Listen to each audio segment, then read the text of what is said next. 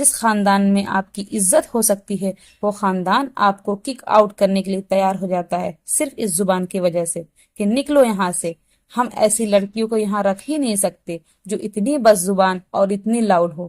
بہت سی طلاقیں کیوں ہوتی ہیں؟ زبان کی وجہ سے۔ لڑکیاں اپنا گھر نہیں بسا پاتی، اپنی جگہ نہیں بنا پاتی، زبان کی وجہ سے۔ السلام علیکم ورحمۃ اللہ وبرکاتہ۔ نحمدہ ونصلی علی رسولہ الکریم، اما بعد، رب اشرح لی صدری ویسر لی امری واحلل عقدۃ من لسانی یفقہوا قولی۔ تمام تعریف اللہ کے لیے ہے، ہم اسی کی تعریف کرتے ہیں، اسی سے مدد مانگتے ہیں، اسی سے بخشش طلب کرتے ہیں اور اسی کی طرف رجوع کرتے ہیں، اور اپنے نفس کے شر اور برے اعمال سے اللہ کی پناہ چاہتے ہیں۔ اللہ جسے چاہے ہدایت دے، اسے کوئی گمراہ نہیں کر سکتا، اور جسے گمراہ کرے اسے کوئی ہدایت نہیں دے سکتا۔ میں شہادت دیتی ہوں کہ اللہ کے سوا کوئی معبود نہیں، وہ اکیلا ہے، کوئی اس کا شریک نہیں، اور محمد صلی اللہ علیہ وسلم اس کے بندے اور رسول ہیں۔ معزز ناظرین و ناظرات، آج کی اس ویڈیو میں آپ لوگوں کے سامنے زبان کی اہمیت اور زبان کی حفاظت کے متعلق یا اس کے سلسلے میں ایک بہت ہی چھوٹی سی تقریر لے کر حاضر ہوئی ہوں۔ مجھے امید ہے آپ لوگ میری اس ویڈیو کو پورا دیکھیں گے، شاید میری یہ ویڈیو آپ سب کو پسند آ ہی جائے۔ مسلمانوں، اللہ سے ڈرو، اس کے احکام مانو اور نافرمانی سے بچو۔ اللہ تعالیٰ نے اپنے احکام و اوامر کی اتباع کو حکم دیا ہے اور ناراضگی و غضب کے کاموں سے بچنے کی تلقین کی ہے۔ اس کا حکم ہے کہ ہم اپنے کان، نگاہ، زبان اور جملہ اعضاء و جوارح کو حرام کاموں سے بچائیں اور انہی کاموں میں انہیں استعمال کریں جو ہمارے دین و دنیا کے لیے بہتر اور مفید ہوں۔ امام نبوی کہتے ہیں کہ ہر مکلف انسان کے لیے مناسب ہے کہ وہ اپنی زبان کی ہر قسم کی گفتگو سے حفاظت کرے، اپنے زبان سے نکلی ہوئی ہر طرح کی بات سے حفاظت کرے، صرف وہ بات کرے جس میں کوئی مصلحت واضح ہو۔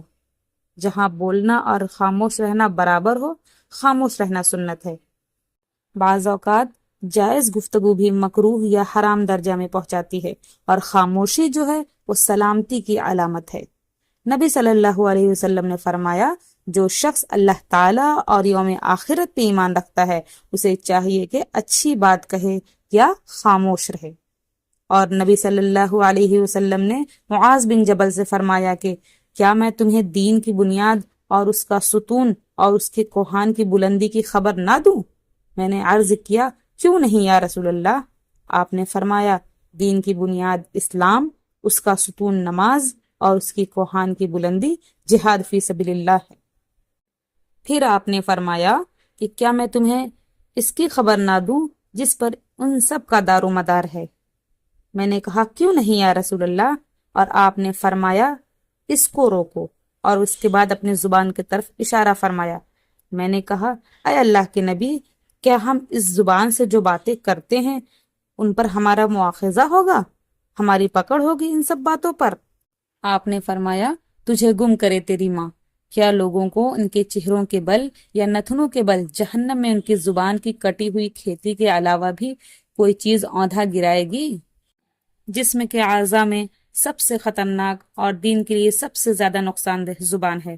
زبان ایک ایسا عضو ہے جو خیر و ہدایت اور اللہ کی رضا و خوشنودی کے کلمات ادا کر کے آدمی کو محبت اور بخشش و مغفرت کا مستحق بنا دیتی ہے، لیکن ضلالت و گمراہی اور نافرمانی کے جملے نکال کر غضب الہی میں مبتلا بھی کر دیتی ہے۔ کتنے نیک کلمات رضا الہی کا ذریعہ ہوتے ہیں، جبکہ کتنے برے جملے عتاب و عقاب کا سبب بن جاتے ہیں۔ آدمی اللہ کی رضا و خوشنودی کا کوئی ایک ایسا کلمہ اپنی زبان سے ادا کرتا ہے جس کی اہمیت نہیں سمجھ پاتا، اور اللہ تعالیٰ اس کلمہ کی بدولت اس کے حق میں اپنی خوشنودی لکھ دیتا ہے۔ اور ایک آدمی اللہ کے غضب کا کوئی جملہ کہہ جاتا ہے جس کی حقیقت پر غور نہیں کرتا، اور اس کے نتیجہ میں جہنم میں اتنی دور جا گرتا ہے جو آسمان اور زمین کے فاصلے سے بھی زیادہ ہے۔ جدید ریسرچ سے بھی یہ بات ثابت ہوئی ہے کہ اچھی گفتگو انسان کے جسم پر اچھے اثرات ثابت کرتی ہے، اور بری گفتگو برے اثرات۔ بہت سی بیماریاں جن کے باقاعدہ نام دیے گئے ہیں وہ کثرت گفتگو کی وجہ سے لاحق ہوتے ہیں، اور اس میں سے بھی خاص بات اور وہ گفتگو جو منفی ہوتی ہیں، یعنی نگیٹو گفتگو، جیسے غیبت، چغلخوری، چیخنا، چلانا، بدتمیزی سے پیش آنا، یہ سب نگیٹو گفتگو ہے۔ اس سے جسمانی طور پر بھی اعضاء متاثر ہوتے ہیں اور بہت سی بیماریاں لاحق ہوتی ہیں۔ اللہ کے بندوں، قوت ایمانی کی ایک علامت یہ ہے کہ آدمی سب و شتم، گالی گلوج، فحش گوئی و بد کلامی اور لعن طعن سے دور رہے، جیسا کہ رسول اللہ صلی اللہ علیہ وسلم کا ارشاد ہے: مومن طعنہ زن نہیں ہوتا، لعنت گر نہیں ہوتا، فحش گو نہیں ہوتا اور بد زبان نہیں ہوتا۔